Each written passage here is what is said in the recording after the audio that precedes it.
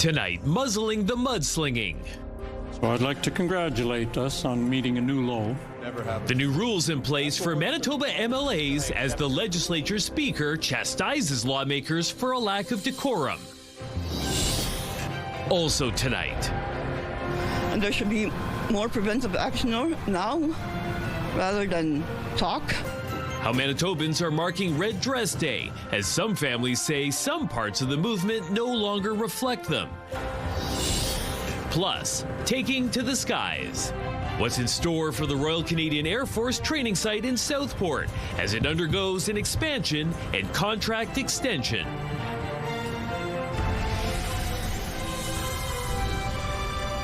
CTV News. Live from downtown Winnipeg with Marilee Caruso. Good evening. Thanks for joining us. I'm John Hendricks. Marilee is away. The Speaker at the Manitoba Legislature is putting his foot down on bad behavior. MLAs will be sanctioned for excessively heckling one another. And Tom Lindsay is banning members from calling each other names like bigot or racist. CTV's Jeff Keel joins us now live. So, Jeff, why is Lindsay taking these measures? He says they've reached a new low to the point students and teachers are skipping question period because of how MLAs treat each other. The decorum at the Manitoba Legislature is anything but polite. Don't get in a mud fight with a pig because the pig will love it. But I will wrestle with a criminal like him. It's gotten so bad, Speaker Tom Lindsay is cracking down on certain behavior and adding 5 words to the list of what is considered unparliamentary. So-called leader of the opposition would highlight once again his transphobia. Another racist comment by the Premier. Lindsay told the House Monday MLAs will no longer be allowed to accuse each other of being a bigot, racist, homophobe, transphobe, or misogynist. They constitute reflection on a member's character or integrity.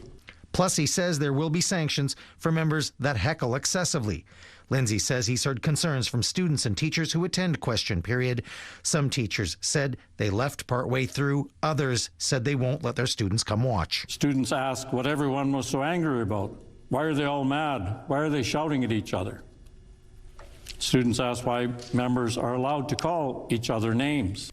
The tone at the legislature has been tense between the two rival parties, and it might date back to this controversial 2023 handshake between Obi Khan and Wab Kinew. Clearly they have an intense dislike for each other and a bit of history. Adjunct Professor of Political Studies Chris Adams says MLAs can speak about issues, just not make comments bordering on slurs. These are like crossing the line in terms of unparliamentary language. So Tom Lindsay, the Speaker of the Assembly, quite rightly has identified words that are not appropriate. Khan welcomed the Speaker's ruling, including the ban of the 5 words. That we have seen have been thrown around very loosely. But NDP House Leader Nahanni Fontaine is concerned barring the words limits the ability to protect members in her caucus. This new regime has established that we're more concerned with people's feelings than we are with the safety and humanity of members of the NDP caucus. Despite her concerns, though, as House Leader Fontaine says, she will make sure her caucus abides by the Speaker's new rules. So, Jeff, what happens if an MLA is heckling excessively? The Speaker will call the member to order, which is like calling them out. If this happens more than 3 times, they will not be allowed to speak during debate in the chamber for the remainder of the sitting date. Another infraction, and they will be asked to leave the chamber. Thanks, Jeff. Manitoba's highest court has ruled a man who served a decade in prison before later being acquitted can't continue his lawsuit against the province. Mark Grant filed the suit in 2019, seeking $8.5 million against the Winnipeg Police Service and the provincial government. He alleged they engaged in a negligent investigation and malicious prosecution that left him wrongfully convicted of murdering 13-year-old Candace Dirksen. In his decision Friday, the appeal court ruled nothing in the claim could give rise to the type of tainted tunnel vision that amounts to malice. Grant's lawyers say they'll consider whether to appeal to the Supreme Court of Canada. In the meantime, his lawyers say the lawsuit will continue against police. Red Dress Day marks the crisis of missing and murdered Indigenous women and girls across Canada. It's a day of action and reflection for families whose daughters, sisters, and mothers have been lost. CTV's Joseph Bernacki joins us now live. So, Joseph, you spoke with a number of families today who have lost loved ones. What are they saying? John, hundreds of people gathered in Winnipeg today, joining thousands across the country. Here in Winnipeg, a walk from the law courts to the Forks ended in ceremony. While some are choosing to reflect today on MMIWG, there's also a call to action from families who want the federal government to do a better job of tracking how money is being spent in their name and funding families directly. Continue to walk with that pride, and every day we will fight for our people. On Red Dress Day, dozens of people walked downtown to the Forks to show support for missing and murdered Indigenous women. Losing a sister, not knowing where your sister is, changes you as a person. And I know that I will never be that person again. Krista Fox traveled to Winnipeg with Janine Morin, whose sister Ashley Morin disappeared from North Battleford, Saskatchewan in July of 2018. Morin says she still thinks about her sister all the time. I look forward to looking at my phone to get a phone call or a message from her stating, saying, hey, sister, it's me. I dream about her every day. While some families have come together to remember, others are calling on the federal government for action. 409 families from across Canada have recently signed an open letter asking for a redirection of funds, saying money should flow to grassroots families and not advocacy organizations. I think that money needs to go to people that do the frontline work, that are out there searching for our women. I'm glad that more people are coming forward because, like I said, it's the families themselves that do the work on their own. Guimond signed that letter and goes out looking for women here in our city to this day. Her sister, Stephanie Henderson, was murdered in March 2004. She hugged me that time and gave me a kiss on the cheek and told me, thanks, Barb, for everything. I love you. That's the last time we've seen her alive. We reached out to Indigenous Services Canada, which funds advocacy organizations, to get their response about the letter. A spokesperson from the Office of the Minister of Crown Indigenous Relations says we have received the letter in question outlining the concerns of families, and we are currently reviewing it. Through the National Action Plan and the federal pathway, we will continue to support co-developed initiatives that are Indigenous-led, survivor-centric, and culturally informed. Joseph, how many organizations are in the letter and what are they saying? There was a number of them, John, including 4 organizations, the National Family and Survivors Circle and the Native Women's Association of Canada, to name a few, saying in part, quote, high salaries and administrative processes have not alleviated the crisis, rather they prolong it. The letter says families want a forensic audit to determine where money is being spent. None of the groups listed in the letter have responded to our requests. Thanks, Joseph. An investigation is underway, but few details are available following the death of a man in southern Manitoba over the weekend. RCMP say shortly before midnight on Saturday, officers responded to an aggravated assault in the RM of St. Anne. There, they found a 49-year-old man with life-threatening injuries. He was brought to hospital but died a few hours later. His death is being treated as a homicide. Mounties were unable to provide his name or any other details about the incident. The snakes are slithering once again this spring at Narcisse. The province says the snakes began to emerge from their winter dens last week. As the days warm up, activity is expected to increase, with warm, sunny days the best for viewing. Tens of thousands of red-sided garter snakes take part in mating rituals at the Narcisse snake dens between late April and mid-May. Now, the greatest activity tends to coincide with Mother's Day weekend. If you missed them this spring, the snakes will return to their dens in early September.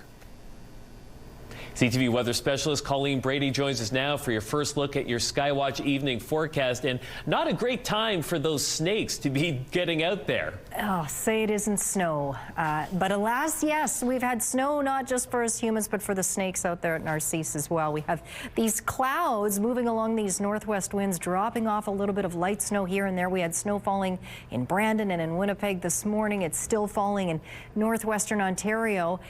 This will ring out as drier air moves in, but the nice next weather day to circle on your calendar is on Thursday. I'll show you why coming up, but for now, let's take a look through the CTV Live Eye. It's brought to you by Bathfitter, exclusive home of the PermaFit solution. In Winnipeg right now, it's cloudy.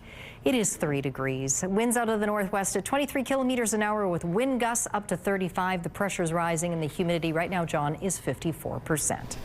Thanks, Colleen. 3 people are now facing charges in connection to a break-and-enter at a Northern First Nation community's water plant.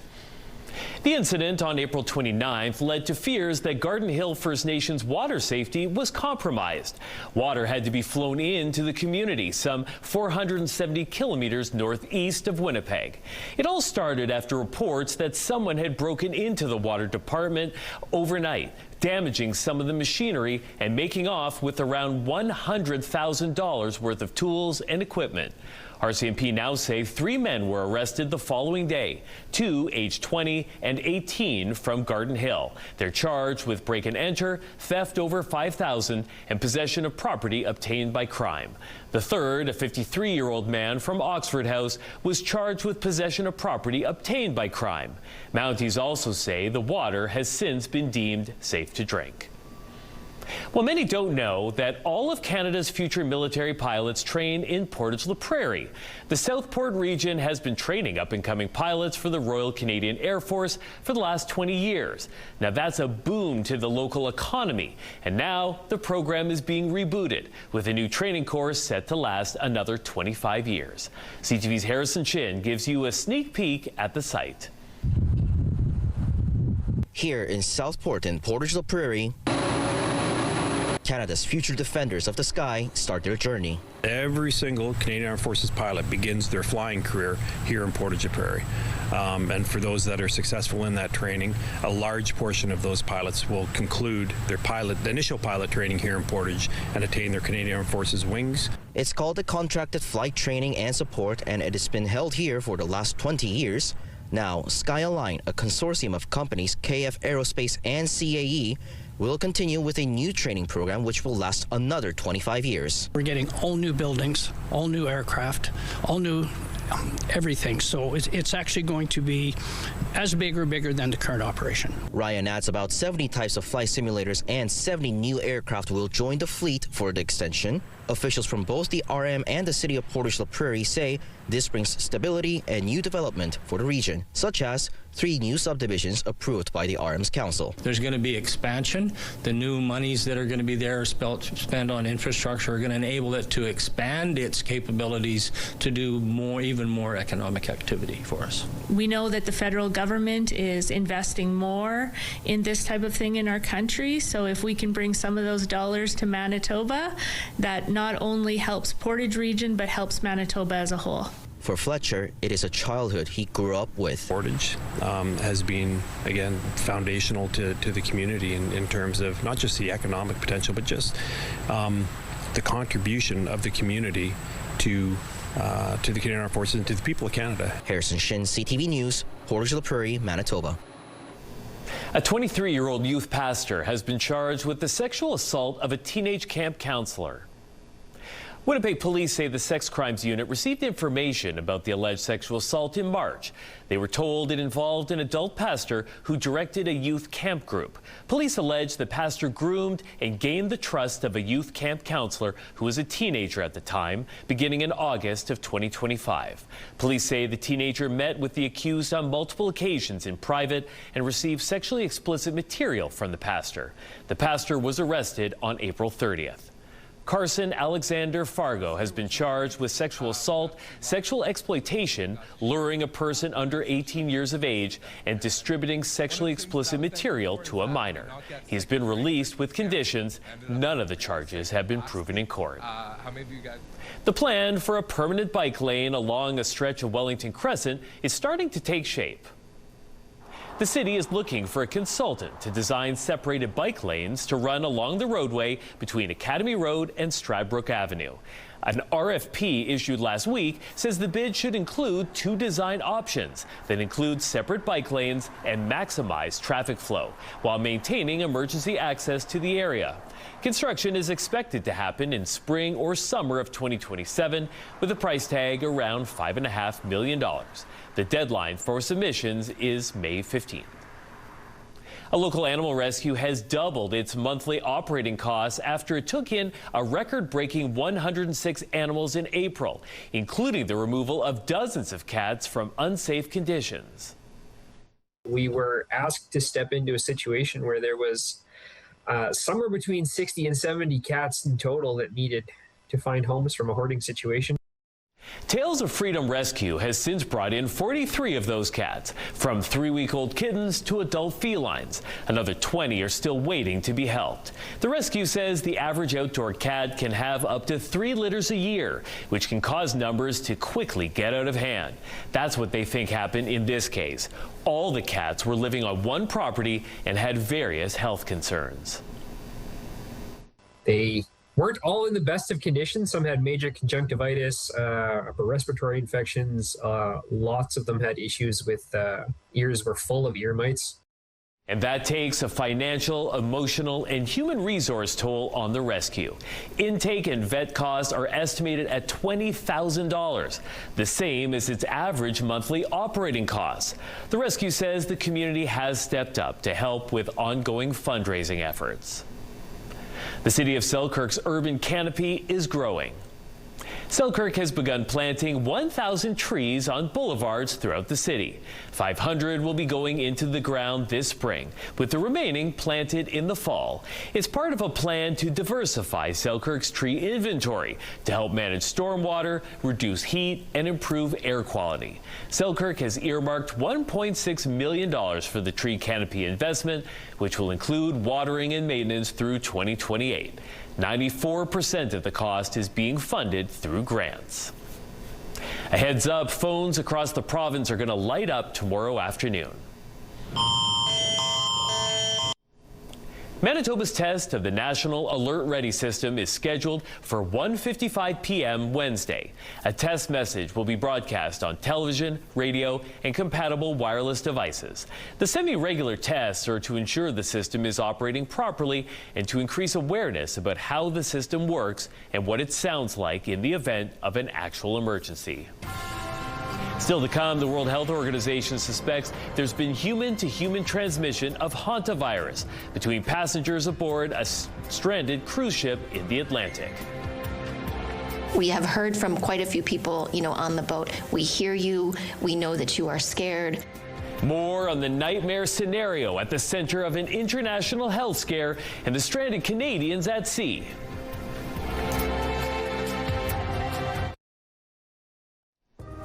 Looking at the markets now, crude oil lost $4.15. The loonie closed flat. Gold futures jumped $35. The TSX fell 71 points. The Dow Jones added 356, and the Nasdaq climbed 258 points.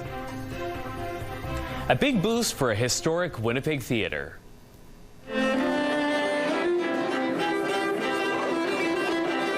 The province is committing $15 million to help with the restoration of the Pantages Playhouse Theatre. It closed its doors in 2018 due to age and renovation costs. The Winnipeg Symphony Orchestra and the Performing Arts Consortium of Winnipeg are collaborating on the revamp, which would include stage upgrades and modern acoustic systems. The 1,100-seat facility would also act as the new permanent home for the WSO. We want to reacquaint and reintroduce this wonderful and evocative art center with a lot of generations of activity and involvement by the people of Manitoba, either on the stage or in the audience at this theater. To allow it to slip from us would be a tragedy. And we hope to prevent that tragedy, but not only prevent it, but improve upon it and deliver to you the kind of charm and historic elements that this building represents, but take it to a new, modern, effective, functional, and comfortable format. The groups are hoping to get another investment from the federal government and hope to reopen the theater in 2029. Public health officials are trying to contain an outbreak of the rare hantavirus aboard a cruise ship marooned off the West African coast. 3 people are dead. 4 more are sick. And now the WHO suspects human-to-human transmission is occurring. CTV's John Venevali-Rao has more on the efforts to take the ship. For passengers stuck on this ship, there remains a sea of uncertainty about when they'll be let off. All we want right now is to feel safe, to have clarity. The 147 on board remain anchored off Africa's Cape Verde, with officials now saying 7 possible cases of hantavirus were identified, including 3 deaths. We have heard from quite a few people, on the boat. We hear you. We know that you are scared. The WHO says passengers on board are being asked to remain in their cabins while disinfection measures are carried out. Ocean-Wide Expeditions, the company behind the cruise, says the atmosphere on board remains calm, despite the ship not being allowed to dock. On shore, it's a decision some in Cape Verde's support. It's good that the ship remains at a distance, this woman says. Port denials are rare, but do happen. Most famously in Japan during COVID, the passengers of the Diamond Princess were quarantined on board for 2 weeks. While this British cruise ship was turned away at the port of Gibraltar in 2020 because of a norovirus outbreak. I don't think these situations happen very often, but unfortunately, if they do happen, there's not much you can do about it. Lauren Christie says while the cruise line has a duty of care for its passengers, it also has the same for the ports it's visiting. And so really, first and foremost, it has to ensure the safety of everyone first. And unfortunately, that might mean that you're stuck on a cruise ship. The hantavirus is usually spread by rodents, but is now thought to have been carried on board by a Dutch couple who died. Officials think it likely spread on board human to human, which is rare and requires close contact. This doesn't sound like hantavirus is going to be a major issue on other cruises. This sounds like a sad but very rare event. Meanwhile, the WHO says Spain has agreed to accept the vessel, but no decision has been made about where passengers will be allowed to disembark. John Vanavalley-Rouse, CTV News, Toronto. To the latest in the Iran war now, and the Pentagon insists the U.S. and Iran ceasefire is still intact. This despite the United Arab Emirates saying it's intercepting Iranian missile and drone strikes today. Here's ABC's Christine Cordero in Washington. Today, despite the Pentagon saying Iran has fired at commercial vessels 9 times, seized 2 container ships, and attacked U.S. forces more than 10 times since the ceasefire went into effect, administration officials insist the temporary truce between the 2 countries is still intact. The ceasefire is not over. Defense Secretary Pete Hegseth says it's up to President Trump to decide when Iran has crossed the line. The president today was pressed on just that. What do they need to do to violate the ceasefire? Well, you'll find out, because I'll let you know. They know what to do, and they know what to do. And they know what not to do, more importantly. The United Arab Emirates today says it's intercepting more projectiles from Iran. Officials there say one hit a major oil refinery yesterday. Iran says it has no animosity against any Gulf states. Its Revolutionary Guard today warned all vessels intending to move through the Strait of Hormuz must follow their lead. That's at odds with what the U.S. has dubbed Project Freedom, vowing to guide commercial vessels through the strait. As the war drags on, no deal is in sight, and with no apparent talks in the works, Trump insists Iran has just one choice. They should wave the white flag of surrender. In hockey, they say, uncle, right? When are they gonna cry uncle? And today, Secretary of State Marco Rubio announced the administration will forward a new draft resolution to the UN Security Council aimed at pressuring Iran into reopening the Strait of Hormuz. Christiane Cordero, ABC News, Washington. There's an ongoing protest high above Washington, D.C. A man is now in his 5th day atop the Frederick Douglass Bridge. Guido Reichstager climbed the bridge on Friday. He says it's in protest against the war in Iran. He's also calling for a ban on artificial intelligence. 4 years ago, he was atop this same bridge to protest against the overturning of Roe v. Wade. In Ukraine, at least 22 people were killed and more than 80 others injured in another round of Russian attacks. The drone and missile strikes were carried out overnight and today. The Ukrainians say the Kremlin's main targets were energy facilities, oil and gas infrastructure. Railways and industrial sites were also targeted, but the majority of casualties were civilians.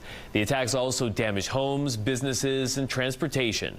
Meanwhile, Ukraine kept up its long-range attacks on Russian areas, apparently going after more oil facilities. The fighting came hours before Kyiv is due to enact a ceasefire, and 3 days before Moscow promised its own pause in hostilities. An iconic Vancouver landmark is being transformed ahead of the 2026 World Cup. This is what it will look like when it's all finished. When it's done, Science World will become the beautiful dome, a giant recreation of the official match ball, 40 meters in diameter. The work begins tomorrow and will take around 4 weeks to complete. The dome will host an exhibition called Soccer and Technology from the FIFA Museum. It looks at how innovation has shaped soccer's evolution. The odds aren't great, but the Jets fans are hoping that the team can come away from tonight's NHL draft lottery with the #1 pick.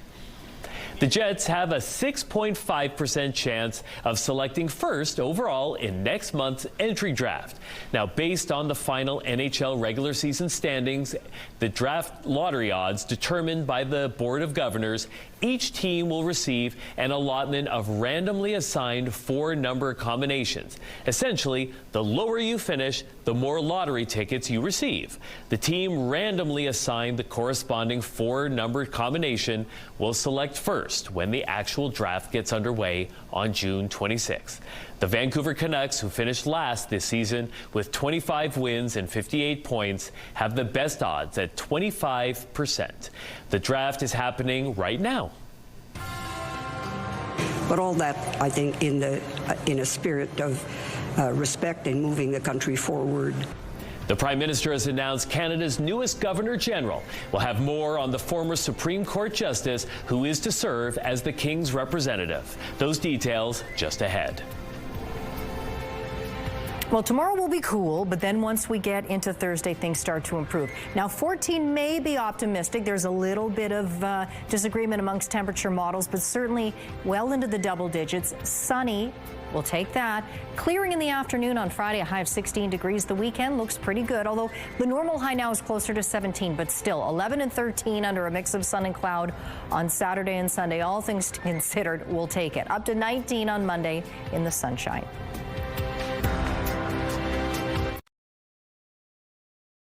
Have a news tip? When you see news happening, let CTV News Winnipeg know. Text your tips, pictures, and videos to 10400. That's 10400. Message and data rates may apply. She comes to the Regal Post with an impressive and distinguished resume. Louise Arbour has been appointed Canada's next Governor General. CTV's Judy Trin has more. In choosing Louise Arbour as Canada's next Governor General, the Prime Minister recognized her dedication to upholding the law. It's a duty that calls for sound judgment, deep learning, and an unwavering commitment to the rule of law. The 79-year-old is a former Supreme Court justice who left her deepest mark on the global stage. She served as the UN High Commissioner for Human Rights and prosecuted war crimes in international tribunals. Arbour secured a conviction against perpetrators of genocide in Rwanda and indicted the leader of the former Yugoslavia. In 1999, in the middle of a war, she signed the indictment of a sitting head of state, Slobodan Milosevic, for crimes against humanity and violations of the laws of war. The appointment comes as the U.S. undermines global institutions. This is a reminder of what sets Canada apart.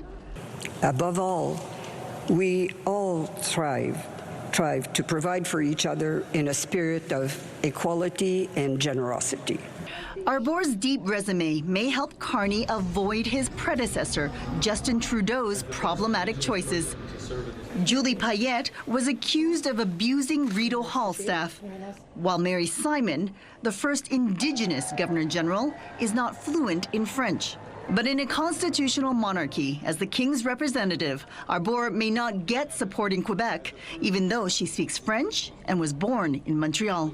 The symbol in itself carries the idea of Canadian unity, but democracy in Quebec also carries the idea of Quebec independence. Separatist voices are also growing louder in Alberta. Arbour promises to be a unifying force. I think there is a space for the Governor General to be conducive of Canadian dialogue with respect to diverse. I've mentioned the diversity of our people, diversity of views, of opinions, of experiences, but all that, I think, in a spirit of respect and moving the country forward. Louise Arbour will officially assume her role as Canada's 31st Governor General in early June. Judy Trin, CTV News, Ottawa.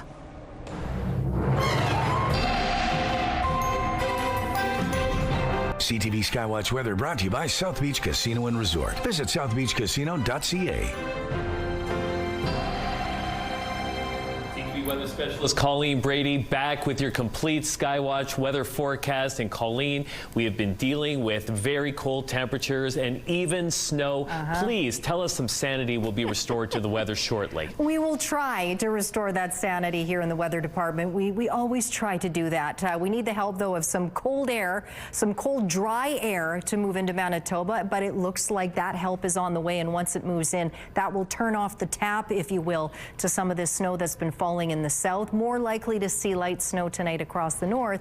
But as much as we did see some snow for a few hours this morning in Brandon and on again, off again over a 12-hour period between midnight and noon today here in Winnipeg, it stopped. Can't say there won't be any left that does. Well, we might have a little bit that comes through. Put it that way. The odds are low, but not zero. Put it that way. Where it is still snowing is next door in Kenora and Dryden. But as I mentioned, the north will likely see a light dusting of snow as well. Speaking of Kenora, it's 0 there here in Winnipeg and Steinbach. Morden, Winkler, Portage, we're all sitting at 3 degrees. Melita as well, 2 in Brandon, 4 up in Dauphin. Now 3 around Flin Flon in the Paw, -3 in Thompson, Gillum, and up into Churchill. So as I mentioned, there's Churchill up there. We'll likely see some on again, off again light snow there, but really all across the north, there's a decent chance of at least flurries, not much of note. But you can see as we get into the latter part of this evening, this is what I'm talking about. We have these bands of light snow that come swinging through. We may see a little bit of it yet here in the south. There won't be much to it. But as we get into Wednesday morning, you can almost see like a curtain being pulled back. The sun starts to shine first for those areas of the province closer to the Saskatchewan border. As we go throughout the day, we'll get some of that clearing happening here in Winnipeg and the Red River Valley.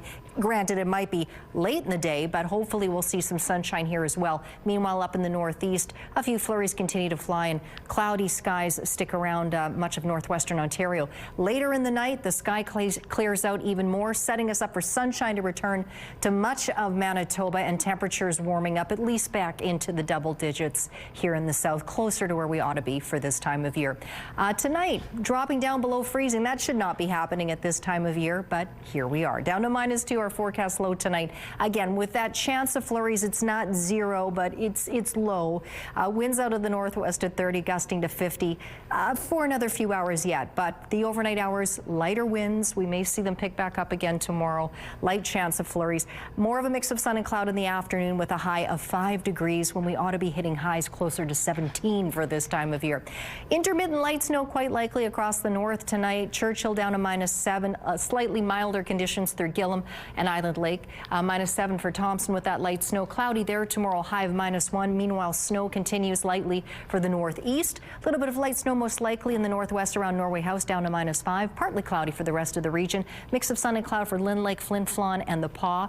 Flin Flon and the Paw up to 5 degrees tomorrow. In the southwest tonight, cloudy overnight lows, -3, -4, and then tomorrow Brandon up to 8, Dauphin up to 7. Similar temperatures around the region. The sky cloudy for the most part, at least to start the day, but you will get some of that sunshine first before we get it here in the southeast. Cloudy tonight around the Winnipeg area and the surrounding regions, -2, -3. Cloudy most of the day. Portage, Morden, and Winkler, you'll get more of a mix of sun and cloud first. We will later in the day here. And in northwestern Ontario, once that snow stops, cloudy for the rest of the night with a lesser chance of flurries. Cloudy again tomorrow and cool temperatures between 3 and 5 degrees. Our first weather photo takes another look at some of that ice that's been blown up along Lake Winnipeg, courtesy of those very strong winds. This time, this is out at Island Beach on the east side of Lake Winnipeg, right up on the shore there. That's pretty incredible. That photo is from Paul. And this next one is from Bob, this beautiful sky near Ile-des-Chênes. Now, you can send us your weather photos to winnipegweather@ctv.ca. And if you want to read more about that ice piling up in those strong winds on Lake Winnipeg, just head to our website. We have a fresh story all about it there. We wanted to see how much caffeine is actually in the product.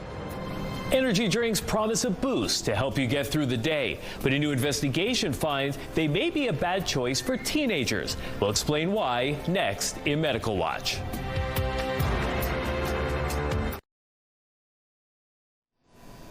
Separatists in Alberta say they have enough signatures to force the province to consider a vote on leaving Canada. But there are still some major hurdles. Jordan Kanjan reports. 43 boxes handed over to Elections Alberta with signatures supporting a referendum on Alberta separation.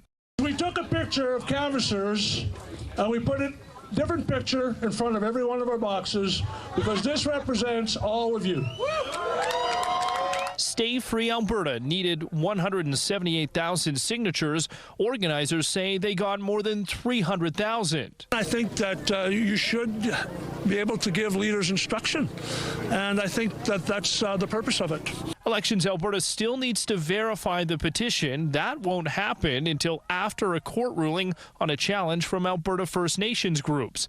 The movement is also facing scrutiny after a massive data leak was posted online by another separatist group. The scale of this is truly unprecedented in Alberta's history. It's the volume, the size of the breach, the number of the people that are affected.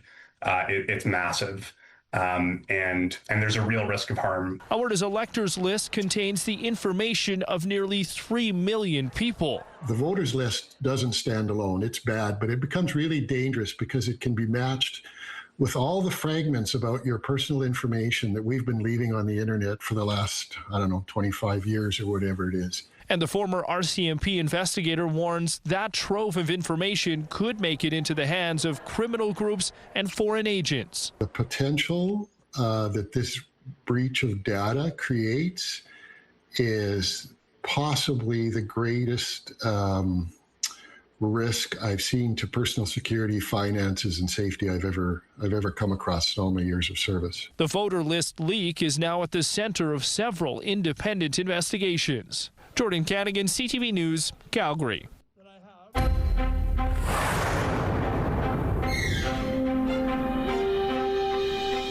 Health Canada has approved the second generic version of brand name Ozempic, and this one is manufactured by a Canadian company, Apotex.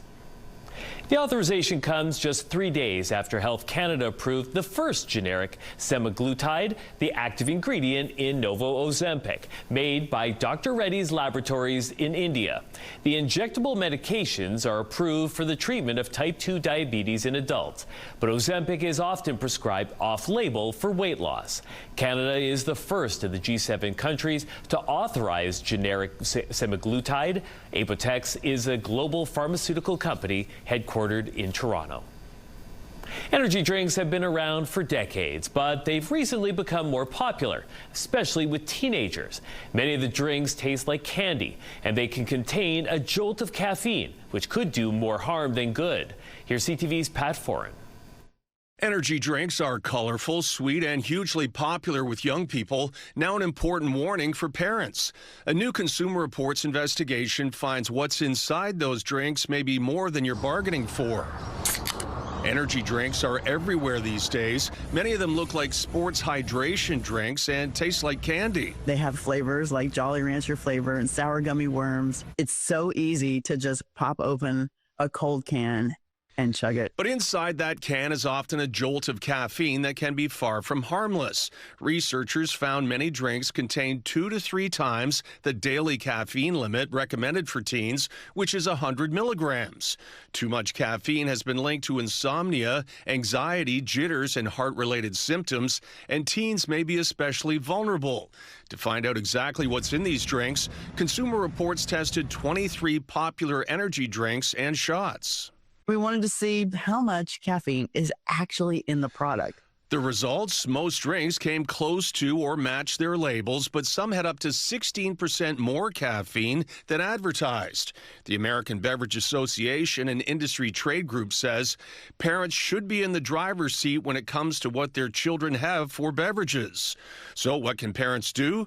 Check labels, track total caffeine from all sources, and pay attention to sleep, because using caffeine to fight fatigue can create a cycle that's hard to break.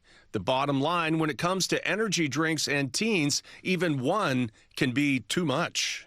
Pat Foran, CTV News. Medical Watch is brought to you by Manukin Koster Denture Clinic.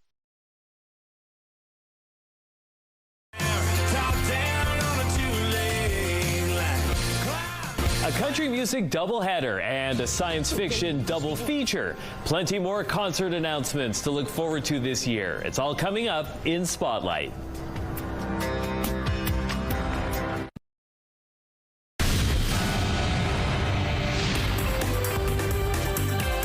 Spotlight, sponsored by the Casinos of Winnipeg, presenting Las Vegas headliner Terry Fader. A pair of Canadian country music acts are teaming up for a cross-country tour this fall, and that includes 2 stops in Manitoba.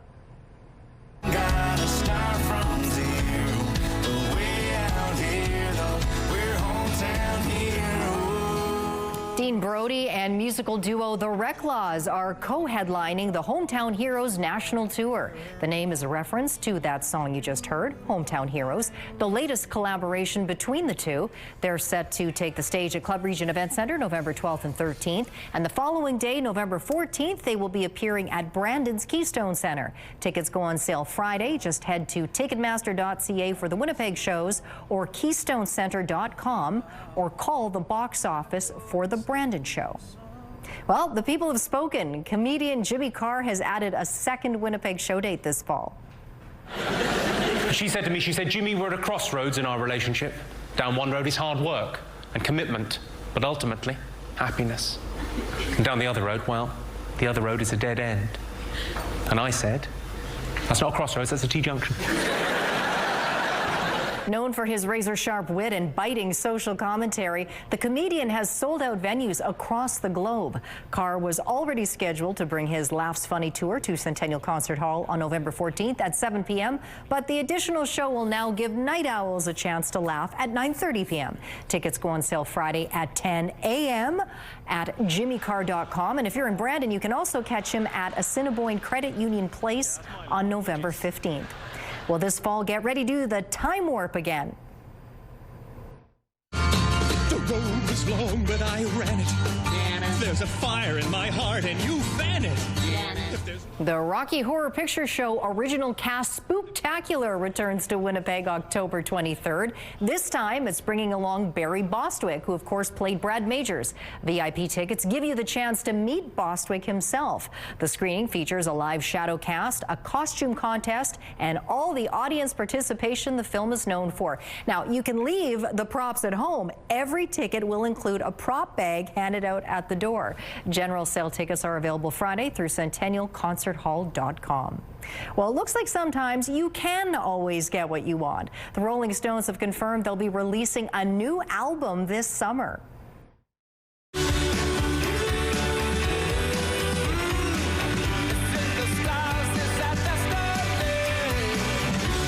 That's In the Stars, a new single just released today ahead of the July 10th release of Foreign Tongues. It will feature the late Charlie Watts, Steve Winwood, Paul McCartney, The Cure's Robert Smith, and Chad Smith from the Red Hot Chili Peppers. The band's last album, 2023's Hackney Diamonds, was their first full album of original material in 18 years.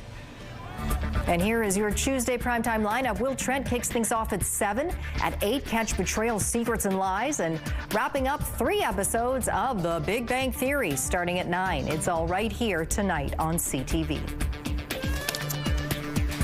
Here's a tourist experience that is not for the faint of heart, where you can literally fly among the waterfalls, coming up.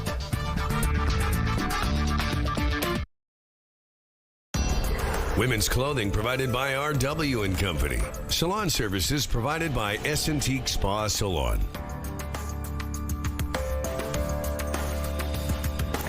Now, the highest temperature today was 3 degrees. Now, I don't remember this. Maybe you do. Just 1 year ago, it was 29.5 degrees here in Winnipeg. Was it a record? Oh, no. 35.2, not all that long ago, back in 2016.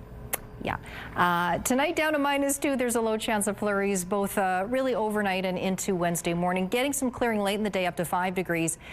Closer probably to 11 on Thursday. Mostly sunny. Clearing in the afternoon Friday, 15 degrees. 11 degrees Saturday, Sunday under a mix of sun and cloud. Swinging up to 19, John, in the sunshine on Monday. Tourists in China's Sichuan province are taking to the sky at a scenic waterfall in the region. The ferry flying from the sky experience gives visitors a chance to soar, kind of like a ferry, around this mountainous waterfall. Organizers say it allows visitors to shift from viewing the scenery to becoming part of the scenery. They also say it's bringing more visitors to the region, which is helping with local cultural and tourism organizations. Now, would I do something like that? Not a chance. That looks incredibly scary and dangerous. Not a chance. How about you? I'm good with watching it from here. Yes. Yeah. That's about it, though. I hope you will watch us at 11:30, and we'll see you then. Good one. Yeah. Thank you. Never